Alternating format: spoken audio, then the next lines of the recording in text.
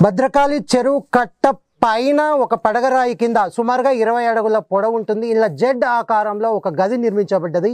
అంటే అనంతర కాలంలో, ఇది కాకతీయుల నాటిది కాదు కానీ అనంతర కాలంలో ఈ గది నిర్మించబడ్డది. అంటే దీని ఉద్దేశం ఏమై ఉంటుంది అంటే ఇక్కడ ఒక 50 ఏళ్ల కిందట 60 ఏళ్ల కిందట సన్యాసులు మొదలైన వాళ్ళు ఇక్కడ జీవించడానికి అనువుగా ఉంది. పక్కనే సిద్ధులగుట్ట, ఇటు పక్కన అగ్గలేగుట్ట, దిగువనే భద్రకాళి చెరువు కాబట్టి ఇట్లా స్వాములు అయితే ఇక్కడ ఉండడానికి అవకాశం ఉంది. కాకతీయులు జల నిర్వహణలో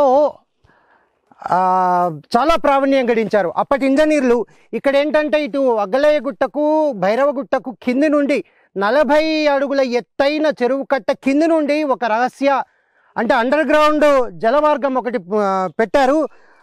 రెండు వైపులా తొలిచిన చక్కగా నూనెపైన రాతి పదక మధ్య కింది నుండి నీటి మార్గం వెళ్తుంది. ఇప్పుడు ఈ నీటి మార్గం ఎట్లా ఉందో కూడా చూద్దాము.